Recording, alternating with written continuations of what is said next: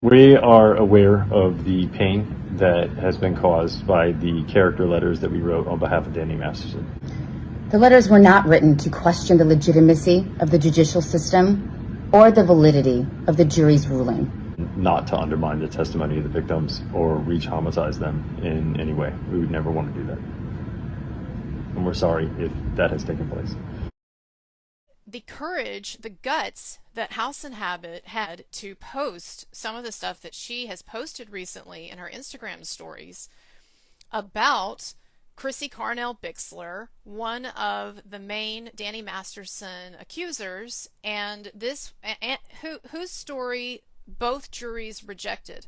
So in this last round, the trial where Danny Masterson was convicted of serious stuff, 2 rapes, and was sentenced then to 30 years. Chrissy Carnell Bixler, apparently, that was not one of them. The jury did not accept her story. 2 juries didn't. So anyway, that's really neither here nor there, except she is the one who has been the last 2 days on the warpath against Ashton Kutcher and Mila Kunis, waging a kind of PR one woman, I guess.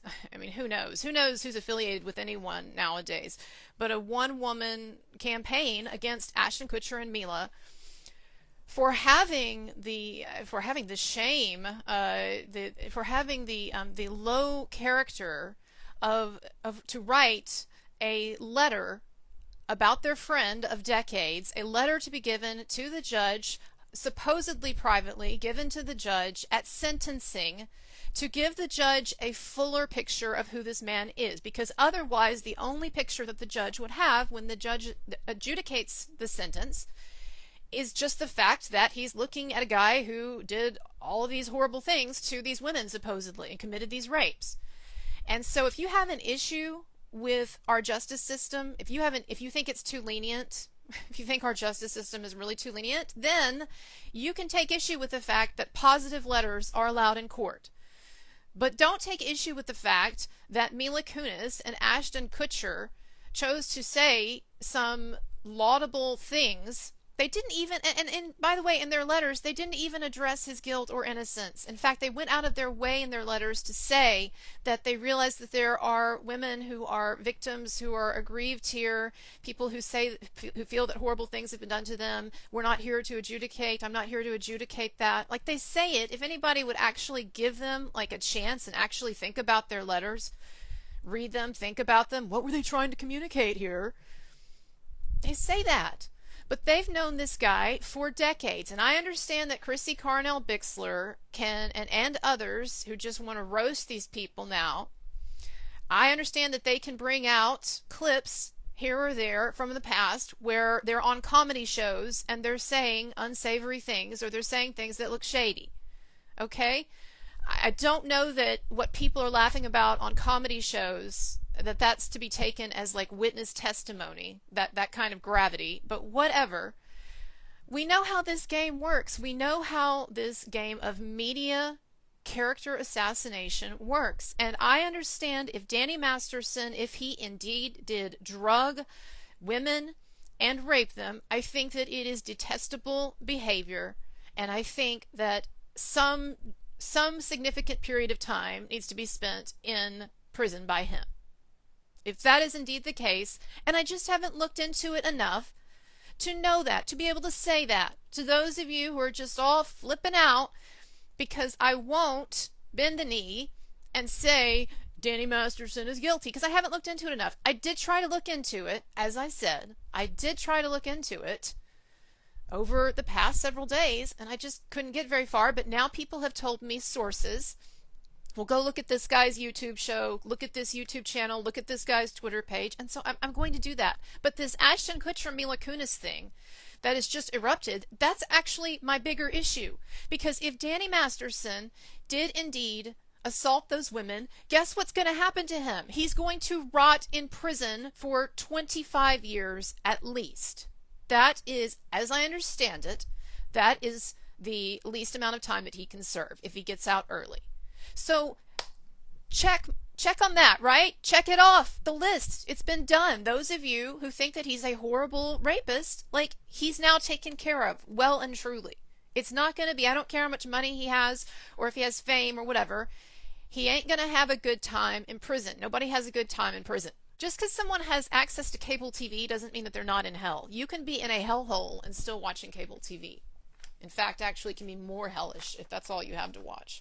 They have HBO Max in prison. But to see Chrissy Carnell Bixler, one of the primary instigators in this, to see her going online and trying to tear Ashton and Mila apart because they wrote a letter, a sentencing letter for their friend of decades. I just think it's just dumb mob mentality, and people just obviously relishing the opportunity to tear them apart, to tear Ashton and Mila apart over this. And honestly, I hate to say it, or I don't hate to say it, whatever, but it really does, to a degree. It smacks of some envy, some jealousy. You know, I mean, here are these two people who, despite his past issues with Demi Moore and the fact that I'm sure their lives aren't perfect, but they seem to have really fun, from whatever we can know. They seem to have really fun lives. They seem to have loved each other enough to stay together, and they've got a shitload of money and all that. So I think when something like this comes along, and also let me just say, they have opened their mouths a little too much on political stuff, and people get tired of that shit. And when you get political as a celebrity, then people get exasperated. So yeah, maybe a little of this is deserved because of, I think, some of the kind of obnoxious ways that they have expressed themselves politically. But even so, I don't have to love these people or think they're perfect to say that I don't think what's happening right now is right, particularly since it's not like they came out and made a public statement. If you make a public statement, then in a way you are inviting, I wish it weren't this way, but in a way you are inviting the mob to come in and start dealing with you.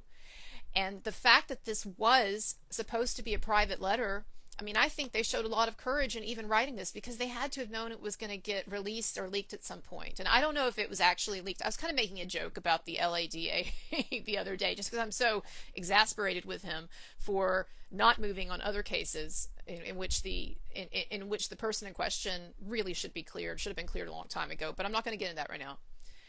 But I don't know if this was always going to be public record eventually, these letters that they wrote, or if someone did leak it. But whatever, they weren't trying to go out there and campaign for their friend's innocence.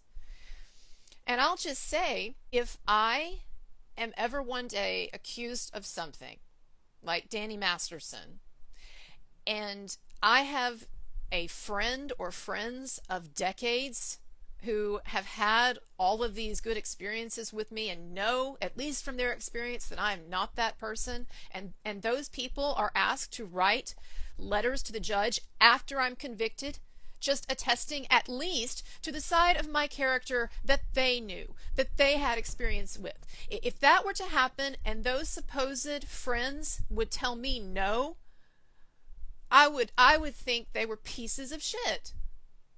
So I feel like people are basically saying, well, for the sake of this for the sake of the victims, and for the sake of this larger cause, you just need to shit on your friend and decades of friendship.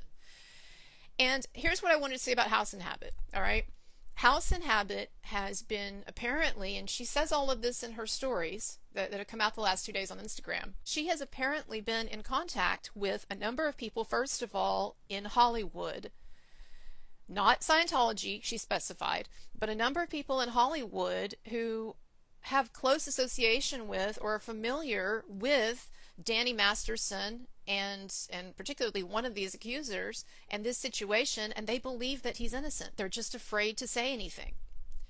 And HouseInHabit also has been receiving, apparently, information, and she says actual confirmation, actual evidence, so I don't know what that means, but she said she's going to talk about it or post on it this week, that of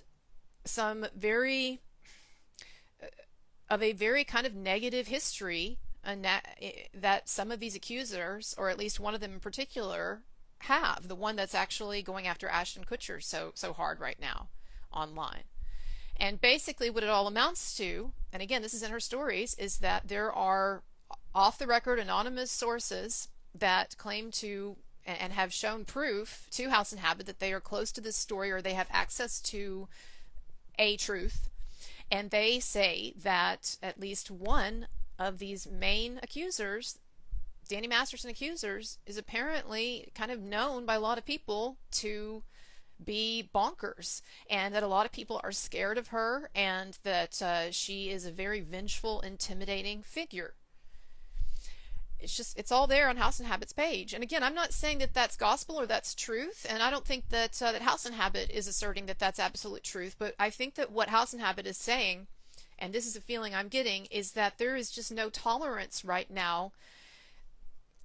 There is no tolerance for a dissenting opinion in any of this as regards this Danny Masterson case or the behavior of some of the supposed victims like Chrissy Carnall Bixler and some of the others. And no tolerance for what Ashton Kutcher and Mila Kunis did, I think honorably, and I think that they think he's innocent, even though they didn't say that in their letters, but I think they think they're doing something honorable, and it did take a lot of guts because they had to have known that there was a significant risk that all of this was going to happen. So what I don't like is that there's no appreciation for that bravery, and instead it just seems like the mob mentality, it's just moving from object to object and just sort of like and sort of getting whipped into a frenzy with each headline. And I know we just have to get used to that, and I guess this is not going to be the end of Mila and Ashton. It just really pained me though to see that hostage video that they recorded, that a number of us have commented on or laughed at or whatever. It pained me to see that because it just should not be necessary to force people into that kind of a frankly dehumanizing position. That there and whoever, whatever PR team, if that wasn't truly that video that we saw that Ashton and Mila did, and I have great sympathy and empathy for the position they were in to feel like they had to do that. But that video, if that wasn't Ashton and Mila just doing that on their own, if there was an actual team behind that video, like actual PR experts behind that video that we saw, they should be fired. They should be fired. Because that ain't the way to approach it. And Ashton and Mila, they didn't do anything wrong from my perspective, even if Danny Masterson is guilty. I don't think they did anything wrong. I don't like the mob mentality that has emerged now. And I think part of what's going on too, and I have a lot of sympathy, empathy, whatever the word is for this. I think that those of us who have been standing up for the falsely accused in cases like the Johnny Depp case, where Johnny Depp was falsely accused, cases like the Marilyn Manson case, Marilyn Manson falsely accused, and some of the others that we've covered. I think that we get so tired, even though we understand it's a part of the game, but I think we get so tired of people telling us that we're just a bunch of rape apologists, misogynists who don't care about victims, and we get so tired of that when a case comes along that it seems like everyone has decided this guy's guilty, and again, maybe so, and I'll tell you in a minute when I start my research this week, or when I continue it, because I tried last week, I didn't get very far, but I'll try more this week, look at some of the things that you've pointed me to. In a minute, I'll tell you like what it would take in the Masterson case, and what I'm hoping to see this week that would make me feel like he's probably guilty. But I think that those of us who cover these types of cases, I think we get so tired of people saying to us that, in the words of someone who just posted on my Instagram, you're nothing but a right-wing degenerate shill and grifter for sex offenders and rapists. Yeah, but I mean, it does, after a while you get tired of it. And so I think we get tired of that. And so when a case comes along with the Danny Masterson case, where it seems like a lot of people have decided, including a jury, the second jury at least, that he was guilty at least of some of it, then I think there's almost a sense of like, okay, finally, here's one where we can show people, yeah, here's a famous guy accused of some bad stuff, and yeah, he is like totally guilty, and moreover, not only is he guilty, but look at these other Hollywood elites that are apologizing for him. Ashton Kutcher, you've got that sex trafficking, anti-sex trafficking organization, Mila Kunis, you're so outspoken about your liberal ideas, your progressive ideas, and look, you're apologizing for a serial still a multiple serial rapist who drugged and assaulted a bunch of women. Gotcha. Gotcha, guys. I get it. I do get it. I do get it. So anyway, and what I plan to do is look into things this week, and I really expect that I will probably end up making a video that is very hard on Danny Masterson and may even assert that he's probably guilty. Because there are too many people that I respect who have come to that conclusion or seem more inclined to it. So it's definitely there's got to be something more there than what I've looked at so far. So fine. But the degree of anger and outrage and hate that's been generated toward Ashton Kutcher and Mila Kunis, and now Chrissy Carnell-Bixler is threatening openly on her Instagram, is threatening to demonstrate to the world what a sick guy Ashton Kutcher is. It seems like someone who is a highly vindictive, highly problematic personality. I mean, it seems like personality disordered behavior. If I'm just going to go by what I've seen up to that point from her. And I was not greatly encouraged, as I said earlier, I was not greatly encouraged by the victim's statements that were given to the court, because there were aspects of those statements that were red flags. And I didn't expect to find this. I didn't expect to have this reaction. So look, I'll probably end up thinking he's guilty. I probably will, because that's still what I expect.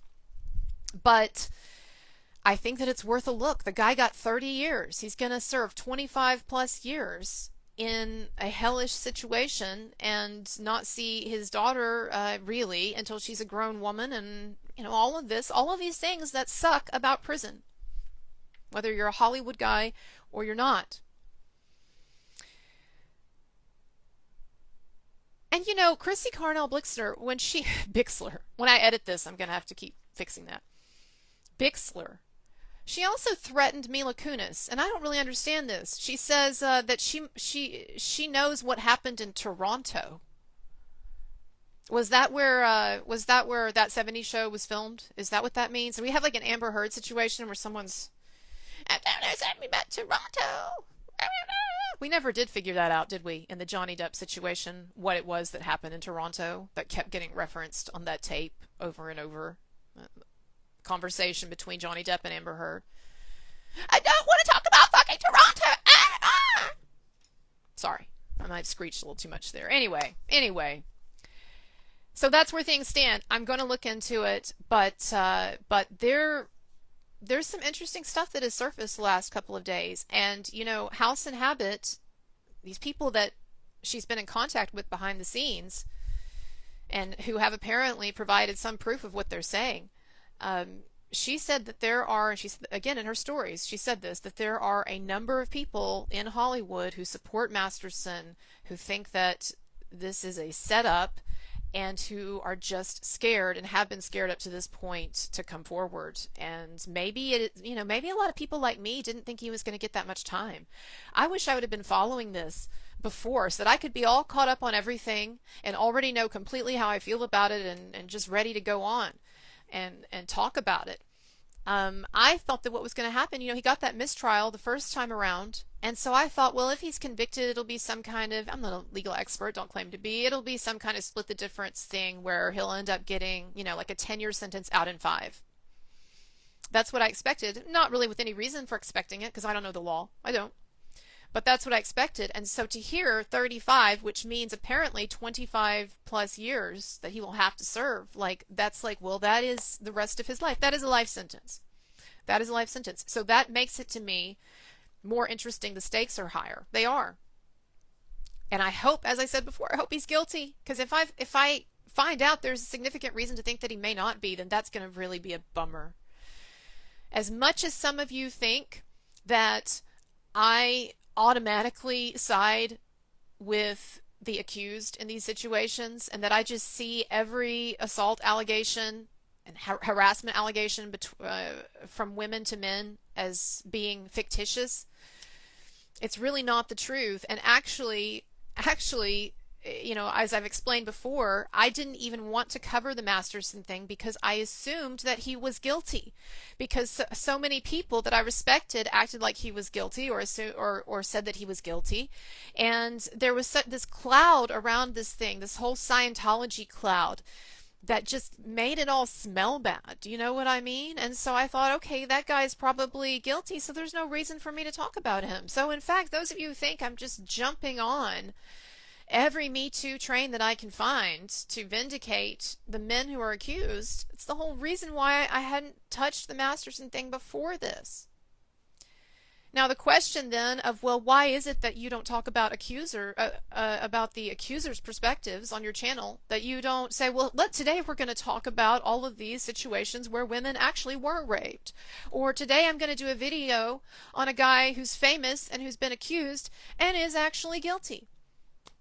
Well, I do actually do those occasionally. They don't tend to get as many views for whatever reason. I don't know. But like the Dylan Dennis thing, I've been very outspoken. The fact that I think Dylan Dennis is doing something wrong.